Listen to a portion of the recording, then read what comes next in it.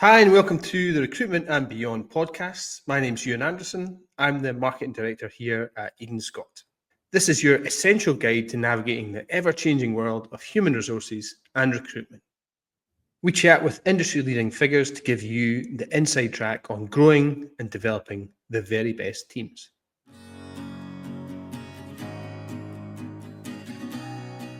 Today we chatted with Lisa Thompson. Lisa recently joined Clear Sky Logic as their Chief People Officer. She previously founded Purpose HR, a niche HR consultancy focusing on technology and the life sciences sectors, which she sold to the AAB Group in 2021. We talked about preventing employee burnout and how to support your team to flourish even in the toughest of times.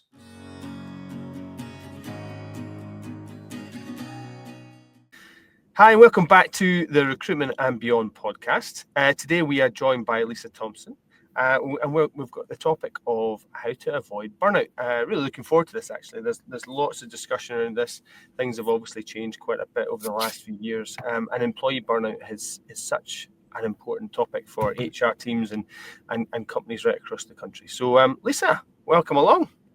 Hi, nice to see you. Great to have you here. So, Lisa, do you want to tell us a little bit about where you are just now, what sort of role you're doing now, and then we can get into some of the discussion around employee burnout? Absolutely. So I like to think of myself as a recovering HR entrepreneur. I sold my last business, which was an HR consulting business, providing outsourced HR support to mainly tech and also life sciences and high growth startup businesses. I grew that business to a team of 22 people, and we had a turnover of $1 million, and I sold that. Coming up 3 years ago now, exited it 2 years ago. And now what I do is I sit on a few different boards as a non-exec director, and I'm also doing bits and pieces of fractional HR consulting. So working with, quite selectively with really interesting and exciting businesses where I can help them develop their people and HR strategies. So yeah, it's a good place to be. Good. And how is recovery? In progress. Yes, quite good. That's good. And so, what is it about the HR function, just out of interest? So what sort of things that makes you passionate? What floats your boat now? Yeah, I think I've always been so excited about HR or people as an enabling function.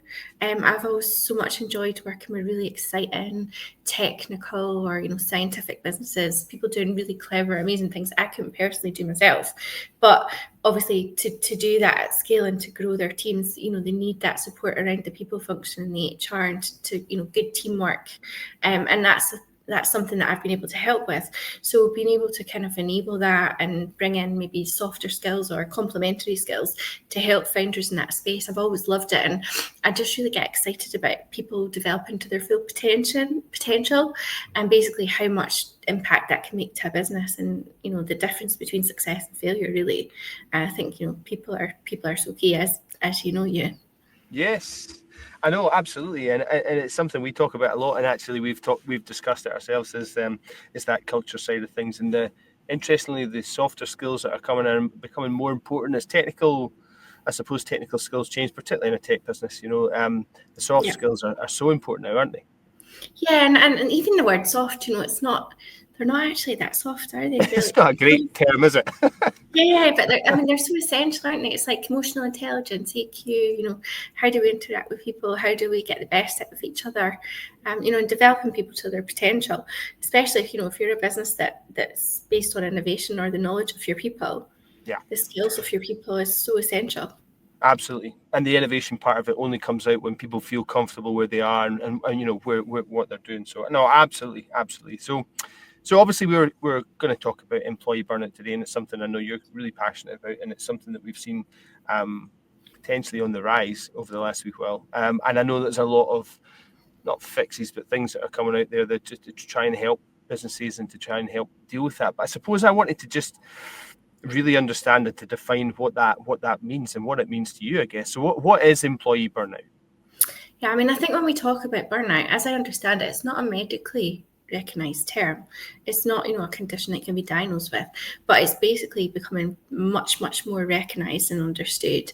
And it's very much a chronic condition where essentially, somebody has become to the point of emotional, mental, and even physical breakdown, where they're basically due to workplace stress, no longer able to, function well. And generally that tends to be over a long period of time that will develop.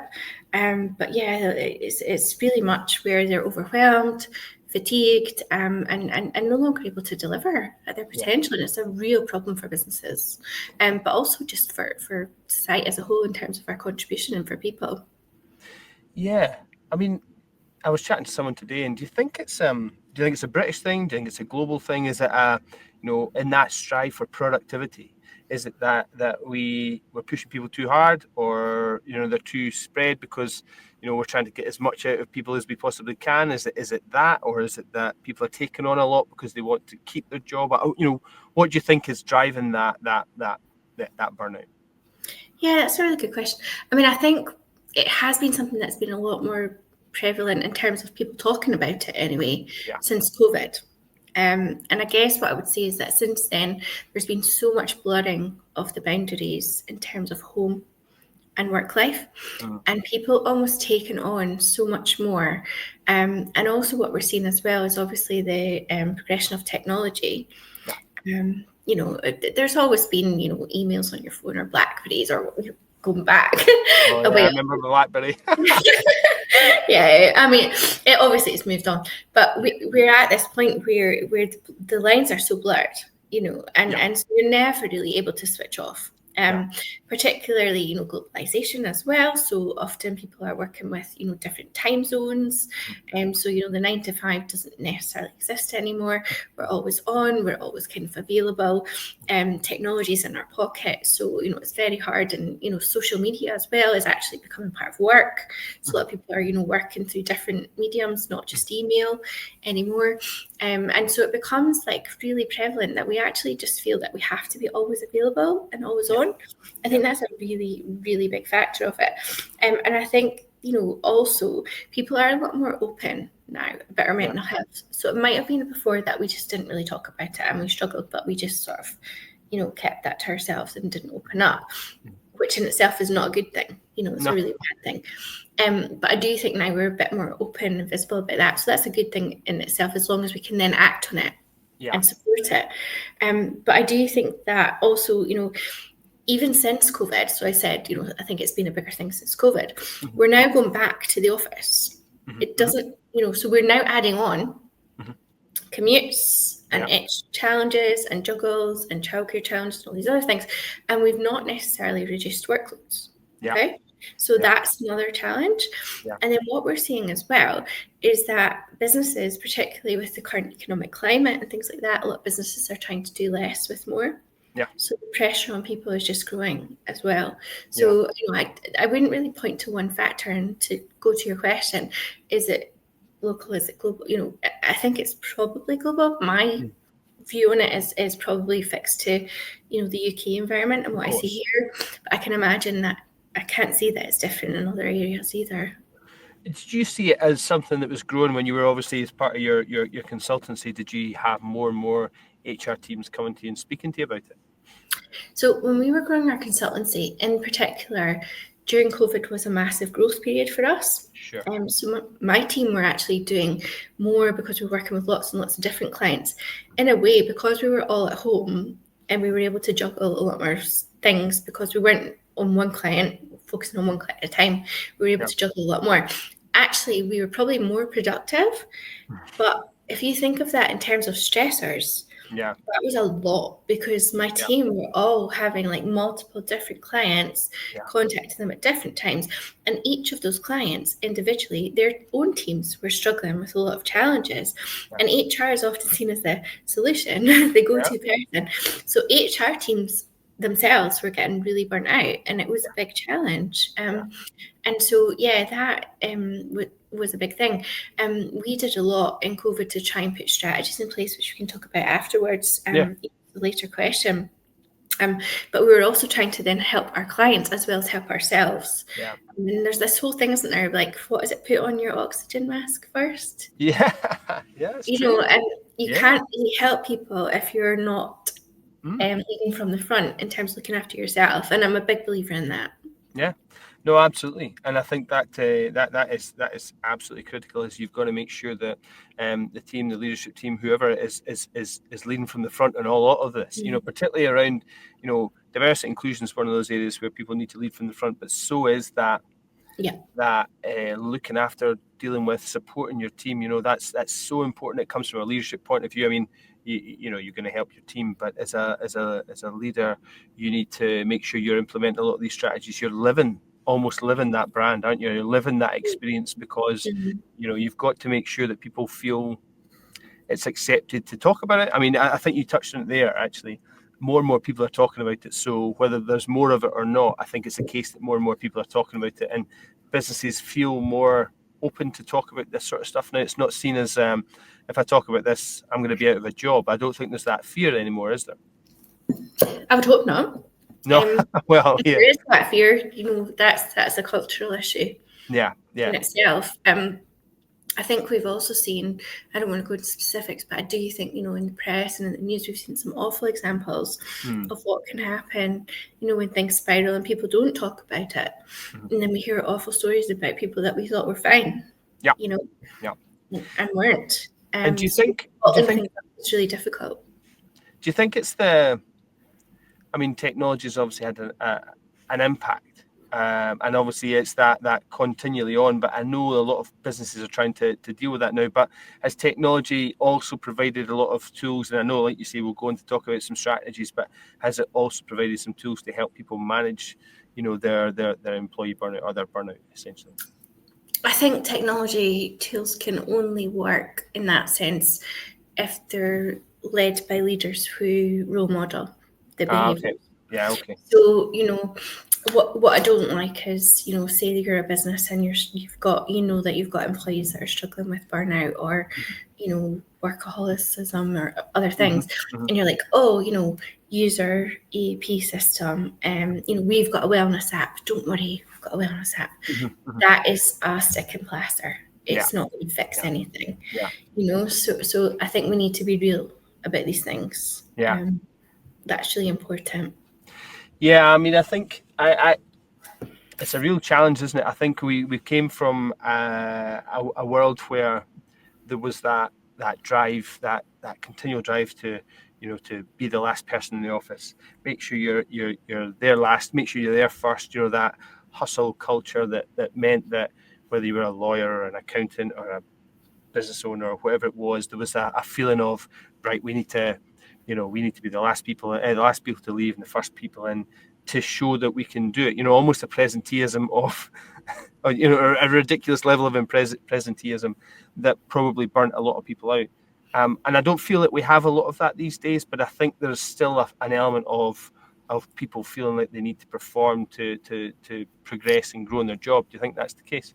Well, I don't think it's always about being in the office. I mean, there's this whole thing about replying to messages really late at night, or, you know, being seen to be, you know, going to every event to network or do all these things, and then you're juggling that with all the other things that you have on at home, and things like that. And, you know, I mean, obviously what I'd love to go on and speak about, and I think we will, is strategies and ways to mitigate that. And again, just back to what I said, it does need to be led from the top, because I think you said it before, it's like, unless people feel that they have, it's almost like permission. Absolutely. I think it is that. It's that feeling of comfort or feeling comfortable enough to say to your line manager or whoever it might be, listen, I just feel a wee bit worn out, you know, and I need to just reassess what I'm doing here. And I think that sometimes if you don't have that support structure in place, it can be a lonely place. It can be a challenging place, can't it? Yeah, and absolutely. And to be fair, I mean, what we've not really spoke about is, you know, the impact of burnout is often that people become less productive. Yeah. They become disengaged. When it really spirals, you become completely overwhelmed. You don't feel effective. You almost spend more time doing less. Getting lost in detail of things, and then you're not actually making a difference or an impact. So it's not good for the business. It's not just about individual well-being. It's actually about business productivity. It is a business issue, commercial issue. Well, ultimately, it absolutely is. It's the bottom line, and it's that productivity where people, as you touched on, I mean, the symptoms are not the symptoms. Yeah, I mean, the reality or the result of poor employee burnout is exactly as you say. Their productivity actually goes down. So while the drive is there to be more productive, to deliver more, to get more done, it has the absolute opposite effect. So there's a lot of things that can come up. So somebody that's been previously, really motivated, really engaged, really excited about things can start to become maybe a bit negative, a bit cynical, can become a bit overwhelmed. Maybe their energy is just less visible. Maybe like when they were really effective before, that can start to slip off. Deadlines don't necessarily get met, and it's not necessarily because they're not there or present. It's just that they're struggling to manage everything. And their self-esteem, for example, can be that's a real thing. And then on a personal level, so if you're thinking about it as an individual, you can become maybe having insomnia and other issues, or health can suffer. And if there has been maybe underlying conditions already, or things like addiction, that can definitely worsen. So we can be more prone to that. So maybe we're relying more and more on props like alcohol, could be gambling, could be shopping, all these types of different things. Actually, that can be more and more necessary just to help us continue. So that can be an issue as well. So if as an HR team, they're looking at strategies to try and deal with this, to avoid it, or to deal with the situation if it has already arisen, what sort of strategies would you suggest to try and put in place? Yeah, so I mean, we had some really good experience ourselves, and it's not something I came up with, but I was introduced to a framework called the Mindful Business Charter. Mindful Business Charter. So this was something that was actually developed in the legal sector, which is the professional services sector, which obviously has, and still, I mean, if we look at magic circle firms and all of this, there's obviously still challenges. I'm not going to pretend that it's perfect, but it is a sector, and my husband's a lawyer actually, and I've obviously built a professional services business, spent a lot of time in that space. The demands of clients, it makes things really difficult, because businesses are not just focusing on what the leader says, but you're actually looking at, delivering for your clients. So what I loved about this framework, and when I spent some time looking into it, something that we signed up to and we actually registered as a member business of, was it was a whole commitment around practices within your business, but also other businesses. So it wasn't just law firms. There was like businesses in banking, large client businesses. I think Barclays Bank was one, where they were signing up to say, we commit to this as well. So if you work with us as a partner, as a client, as a service provider, as a supplier, we will all, manage these processes together. And it was really sensible things about like managing rest periods, respecting, times that people need to switch off. I know that there's a lot of talk at the moment about, legal frameworks for switch off time and things like that. I mean, I personally don't know that should really be necessary. I do think that businesses should be able to sensibly drive that themselves without legislation. Sometimes I think politics almost gets involved in things that if we could just do things sensibly, we don't really need that. And so, things like, as a manager, when I email people, do really practical, basic things. Do I maybe just manage the time that it gets delivered? Okay, yeah. And before I do that, do I actually talk to my staff and check? Because this is a funny thing, right? So I've spoke to people before where they said, no, what I do is I send all my emails at night, right? What I do is I set them so that people don't get them until 8:30 in the morning. And then I spoke to the staff and they were like, oh, Lisa, honestly can't stand it. Like I open my emails in the morning, I get like 7, 8 at the same time. Don't know what one's more important. Like, oh. And so it's actually about communication. sensible communication. And if you can have that discussion as well with your clients, and then as a leader or a business owner, you can have that sensible discussion to make sure that you manage expectations. It's so valuable. Communication is so often the critical part of this, and obviously working in the comms world, you kind of take it for granted sometimes, but actually internal communications is such an important skill as much as anything else. Just being able to communicate with your team, and we talk a wee bit here about being vulnerable, and being able to. Yes. These questions they're not silly. I as you touched on there, a really good example of all the emails come in at 8:30. Oh my goodness, I don't know what to do. Which one do I go for first? And as a manager, you're probably thinking, that's great. I'll not send them in the middle of the night. I'll send them, in the first thing in the morning, and then great, they can go on and manage it. But actually, helping. You're creating more stress and anxiety. So it's so good to be able to then communicate. And I guess communication is probably a critical part of any strategy, looking at employee burnout. And I think it's mindful delegation as well. So, and almost being sometimes as a manager or a leader or a business owner, what can you say no to and what can you push back? Because sometimes I think the worst thing is if as an employee you go to a manager or your leader and you say, I'm really struggling, like I'm burnt out, and they say, don't worry, any problems you have, just tell me. And it's like, no, I actually want you to offer some practical suggestions. So sometimes you need to sit down and say, okay, take me through your list of what you've got on your plate. Like, let's reprioritize it together. Like, sometimes it needs to be a little bit more proactive than reactive, because sometimes people don't even know what to ask for. I think that's, an unmet need sometimes. Yeah, no, that's a critical thing actually, and actually being, as you say, proactive about it and sitting down with someone and looking at their workload, because I think everybody's ambitious. No, that's not true. People are ambitious. There's lots of people who are ambitious, and it's not to say that, you come and we deal with something effectively and say, look, I know you can't do everything, so let's prioritize. And you can still have your ambition, you can still have that drive to succeed, but actually let's do it in a practical format, because you're right, if you keep going without asking those questions, then eventually you don't know which way is right, you don't know what's to be expected, and it's very challenging to come back from that. And sometimes, there's this whole thing about if you need something done, give it to a busy person. And that can be a real issue in a team, because what it ends up is overloading the highest performers in the team, because they're almost seen as a sponge that will soak everything up. And you don't really know what's going on underneath the surface for that person, which is a real risk, actually.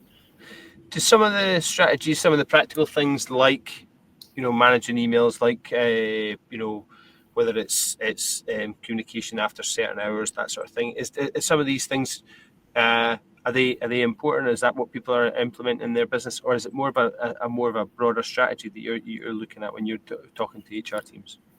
What we did, what I'm going to talk about is what we did as a business, actually. If that's okay. And what we actually did was we did a session with the team, and so it was very much collaborative, and it was about our working practices, and it was about what would people like, and there was lots of really helpful things that people said, like, I'm going to block out in my diary things like the times that I pick up the kids from school or the times that I'm not available, and then we were all really recognizing that in terms of, okay, I'm not going to put meetings in then. Equally, from a business perspective, I was able to say, well, okay, guys, this is the time that we do our team stand-up every day. So this is the protected time that I do need you. And I was able to find a good time, so it has to be a two-way thing. The other part of it was like even basic stuff, like we were, I do like, yes, you can look at a strategy, but I do think practical tips are really key. Absolutely. So even things like we would just look at like putting on our emails, because some people actually wanted to send emails at night, and that's okay. So like, and I was like that, but what I would do is I would say on my email notification at the bottom, I work funny hours, I can't remember the exact word. I work sporadic hours or something. I don't expect you to respond to me at the time that I send this. Things like that. But unless somebody had actually had that explained to them, they were like, "But does she really mean that?" It's absolutely. It's got to be explained and in context. No, absolutely. And I think if you're new into business, for instance, you get that email from you. I've just started my first week, and I get that I don't expect anybody to respond, but you really do. Then, you need they're that. like, oh no, but she did it. So yeah, absolutely. And I guess just I wonder if it's changed. I know we touched on this at the start, and you said, look, as COVID was a big change for a lot of businesses, and obviously we know that has been the case. But you touched on something there about the fact that I'm going to block out some time for going to pick up the kids, or this is my gym time. I need to go to the gym every day at lunchtime because it just helps my productivity in the afternoon, whatever it might be. And people weren't necessarily able to do that pre-COVID. So do you think that post-COVID, we're actually in a better place now in terms of this, or do you think it's just adapted and changed in terms of burnout? I mean, I speak to so many businesses, and I don't think there's a one fits all. And I do think some businesses have almost like been so focused on getting everyone back to the office that maybe they've slipped back into worse habits. So I can't speak for that. No. I think the businesses that have taken the good things and taken that forward are the ones that are going to do best out of this. Types of things, like even for me, just thinking about, getting into the winter season now, it's, the daylight hours are much reduced, right? So I used to always say to my team, because some people actually, I'm the same, right? I really value like getting the vitamin D and getting out and that like time in the light. Honestly, people's moods, this is a big thing. And so I would always say to my team, like, make sure you block out time and go for a walk at lunch, something like that. Or, as a culture of a team, take calls. Don't always do everything as a video call. You don't actually necessarily need to be looking somebody in the eye and typing. You could be out on the mobile and get the same information. So it's just, again, it's back to what I said earlier on. I think it's about setting the parameters and giving people a framework and then letting them make decisions, but knowing that they have permission and that they're empowered to make those types of decisions because you care about their well-being. Honestly, like the difference that makes. Yeah, no, absolutely. And then I guess communicating that with your clients as well, whether if you're a service-based organization or whatever it might be, just making sure they're aware of that as well. And I think that is such an important thing, because as you've touched on before, client email comes in at midnight, or there's that pressure to deal with it, or 10 o'clock in the morning, or whenever it comes in, and you set out your time that says, look, I don't work in that period. Being disciplined enough to say, no, that's not where I'm going to answer that email. I think that's a critical, isn't it? I think as a leader, sometimes you're like, oh, but I want to be seen to be responsive, or whereas actually maybe you need to set the tone for your team. It's a real balancing act. Yeah. Can I say I've always got it perfect? No, I can't.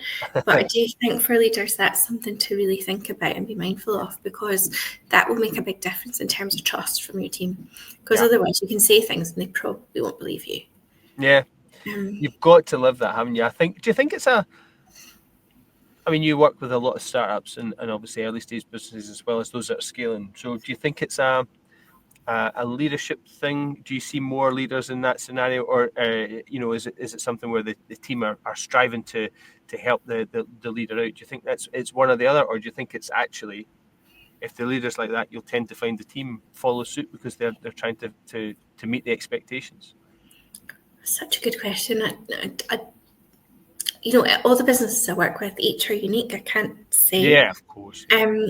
What I've seen quite often is where the leader sets the tone, it gives people the permission. So they probably thought that was the right thing to do. Yeah. But if the leader doesn't do it, then, they don't want to let that leader down. They want to deliver for them. They want to deliver for the clients, but first of all, they want to deliver for the leader too. Yeah. I think the other bit would just be the more, so I've ran a service business and I've had lots of clients, and every time you set an expectation with a client, that's what they're going to expect the next time as well. So you could think like, oh, just set this a couple of times just to get the relationship up and going. That's going to set the tone, and often if you say to the client, this is why, especially, if you're a people business and you're there to support their people, why am I not going to look after my own people? Like, absolutely. Basic common sense, I'm actually showing you the way here.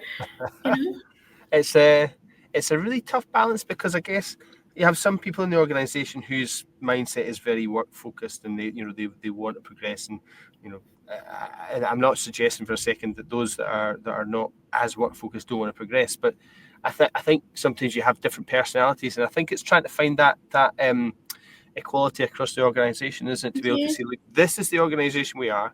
We prize productivity. We want people to work as well as they can, but it's equally important to us that there's people feel that they can come into work, they can be honest, they can be open and work to their maximum, their capacity. Yeah, I'm going to challenge it really slightly as well, and just say sometimes it's not that you're not work focused, it's just that you also have other priorities too.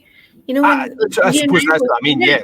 That's not that we're not work focused. Like, yes, we are, but there are times that, despite the priority of the work, there's just other things, that come up. I know, absolutely. At the right time, Yeah. But I think that that has to come from the company, doesn't it, to be able to set the permission. Yeah. No, absolutely. I just always think about the different personalities in the team, and think about somebody who's, and you're absolutely right, it's not about saying their priorities are any more or less important. It's just saying, look, there's permission here as a team for you to go for and achieve what you want to achieve, and we'll set the parameters and hopefully give you the tools to be able to go on and do that job. No, absolutely. Do you think, like, as a high performing team, like, that's when I've always seen other people say, that's when I'll step up, Yeah. I get that, but then we'll cover for each other. And delegation is so important as well, isn't it? To be able to delegate and say, as you touched on right at the start, like, what can we achieve? What can we feasibly do? Because I think there's sometimes that it happens in small businesses, that notion that just say yes, we'll do it, and then we'll work out how.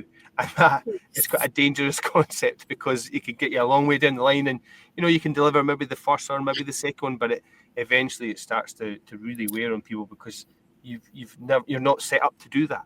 It's such a good point, Ewan, because especially startups and things like that. So, like, me personally as a founder, there's times that I've took on a project and I've been quite happy to do it until midnight or whatever to win that client. Do I expect my team to do that? No. So it's not a sustainable strategy, and certainly for scaling, it's not going to work if you scale. So, it's something to think about in terms of processes and structure and all of that stuff.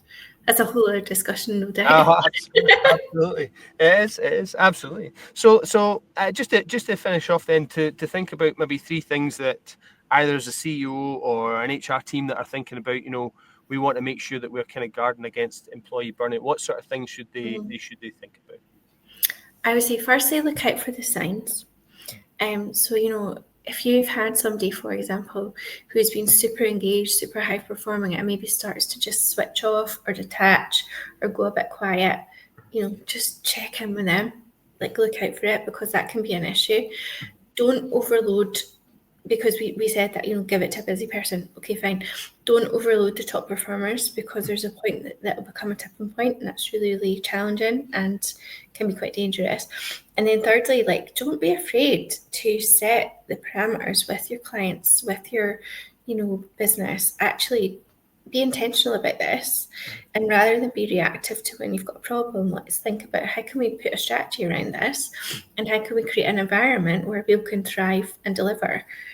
Mindful that this is a thing that comes up in every business. So, let's tackle it head on. Brilliant. Well, thank you very much for your time today, Lisa. I really appreciate that. And looking forward to catching up again soon. Thanks.